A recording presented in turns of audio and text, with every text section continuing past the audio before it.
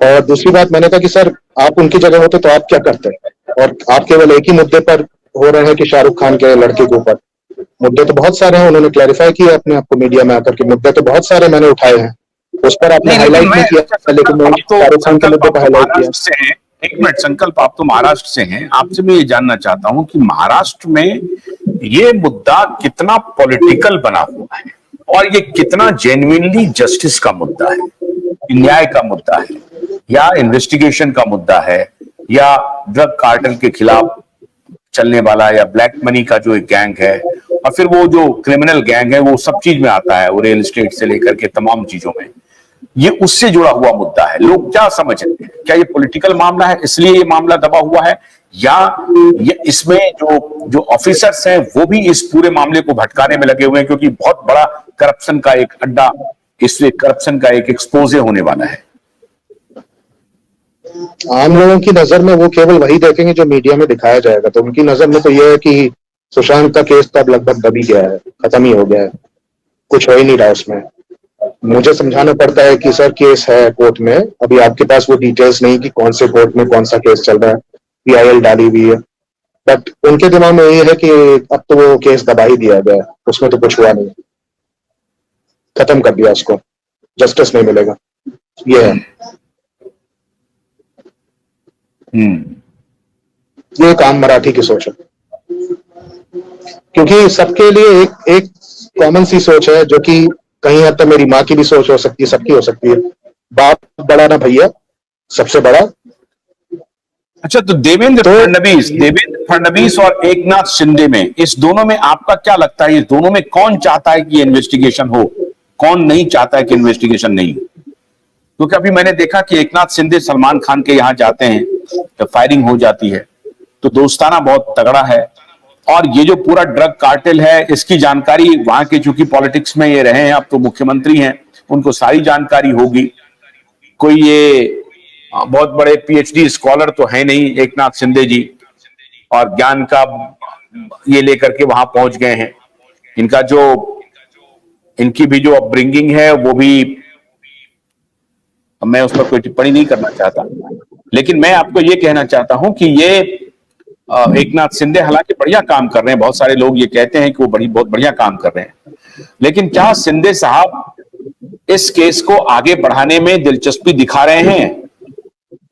महाराष्ट्र की जनता क्या सोचती है? He is playing safe, media के सामने आकर ये कह देंगे कि कार्रवाई चल रही है, जांच चल रही है, जांच कौन चलाएगा, तो वो चलाएगा देवेंद्र फडणवीस, वो उनके हाथ में है। देवेंद्र फडणवीस के पास, आपको याद होगा जब उन्होंने अर्नब के शो पे आके, जब ऑन एंड ऑफ के मामले में जब बोला था,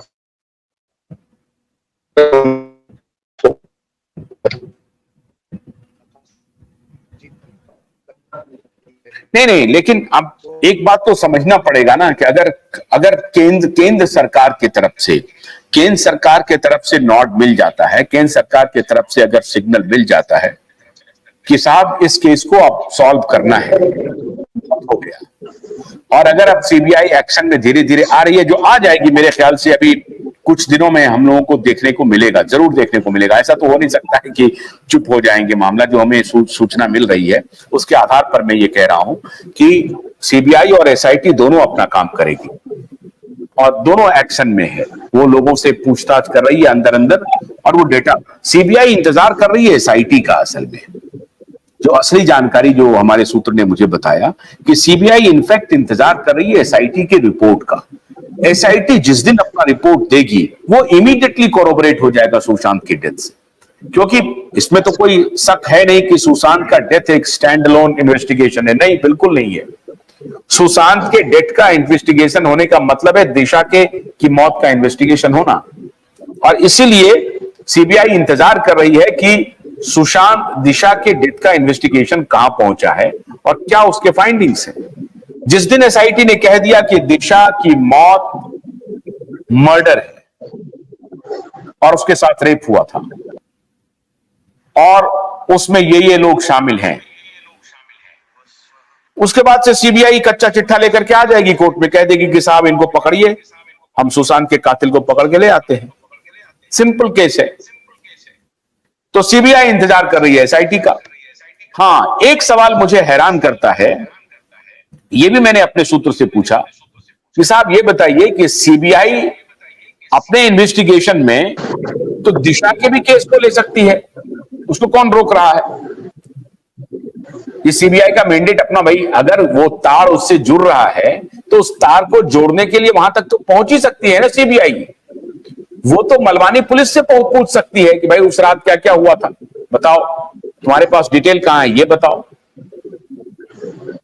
तो उस पर उनका बहुत बहुत उन्होंने फिर हमको ये नहीं बताया कि बोला हाँ कर सकती है सीबीआई के, ऐसा नहीं है कि वो सीबीआई के जज से बाहर है, सीबीआई जा सकती है, वो कोरिलेट कर सकती है और वहां पहुंच सकती है, अपने इन्वेस्टिगेशन को वहां तक पहुंचा सकती है, उसमें कोई हस्तक्षेप नहीं हो सकता, उसमें कोई रुकावट नहीं हो सकती है।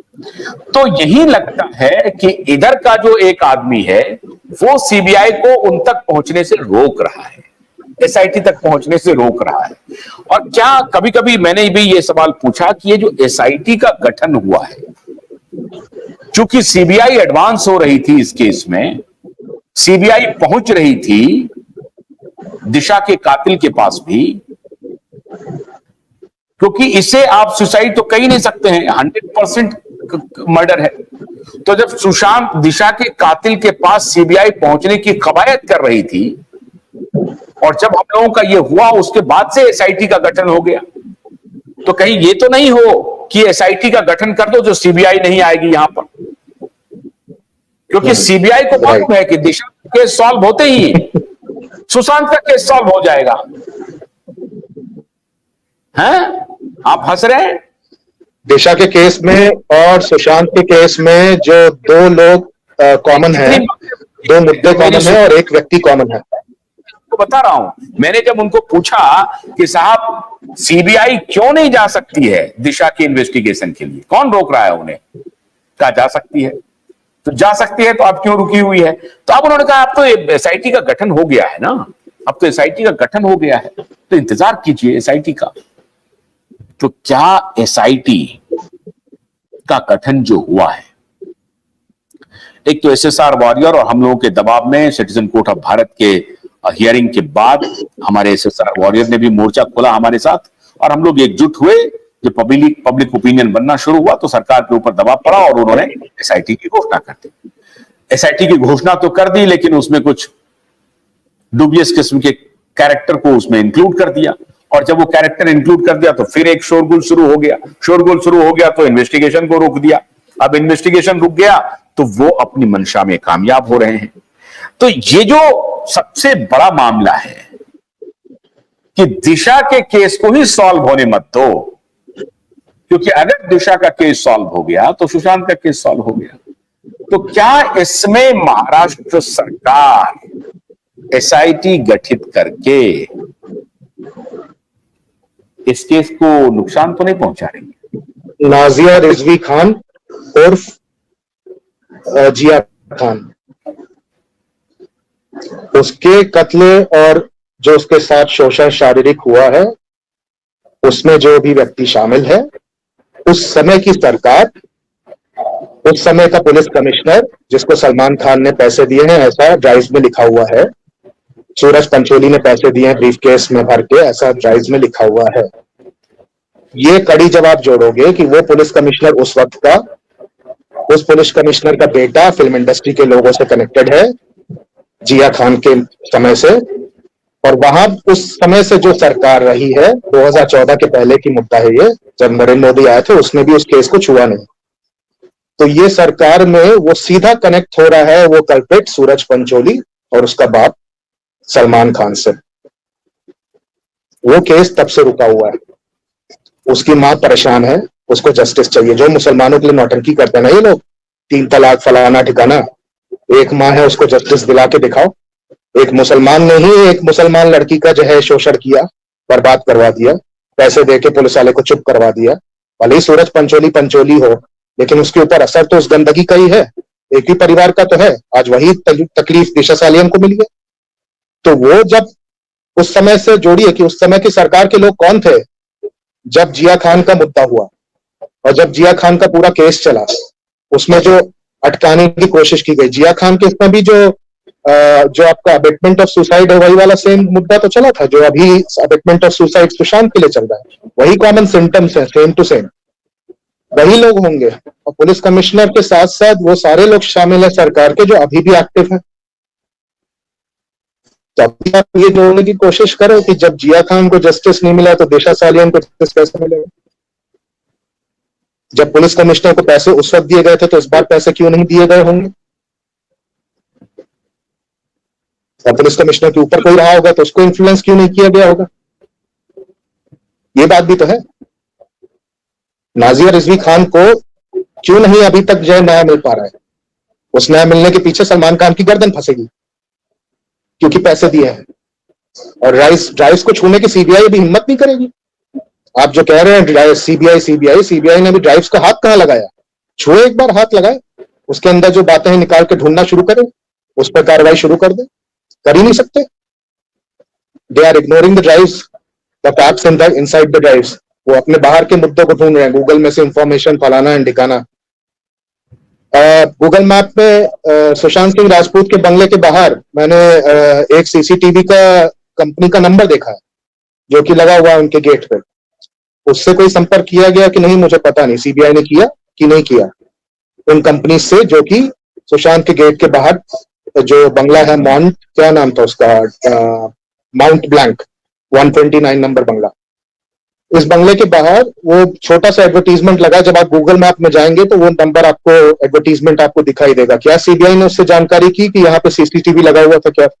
और मुझे बताया जा रहा है कि वो जो बंगला है सुशांत सिंह राजपूत ने उसको भी खरीदा हुआ, apart from that flat in which he is used to stay, अभी जहां पे वो हीरोइन रह रही है, एक्ट्रेस रह रही है।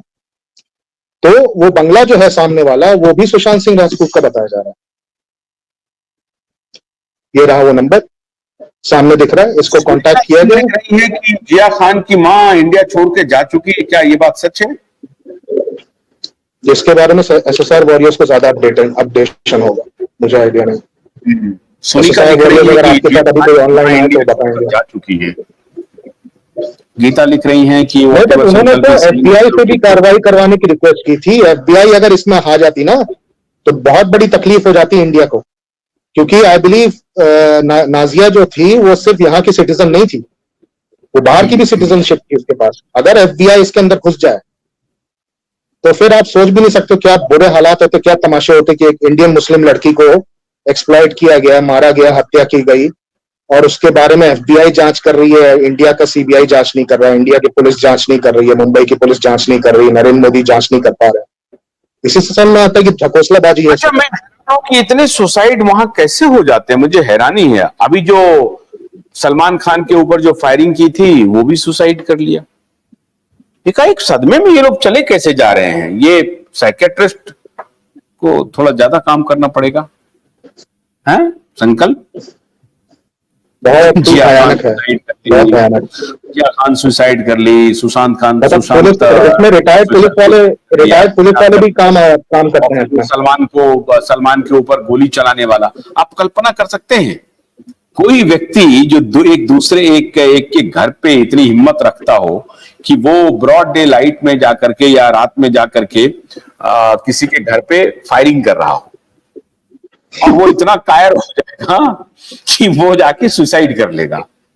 सर इससे भयानक बात जानते हैं, जो जेलेटिन स्टिक्स रखने की बात की गई है ना, जो जेलेटिन स्टिक्स रखने की बात की गई है अंबानी के घर के सामने, आप जरा अंबानी के घर के सामने उस वक्त भी आज भी गाड़ी रोक कर दिखाइए,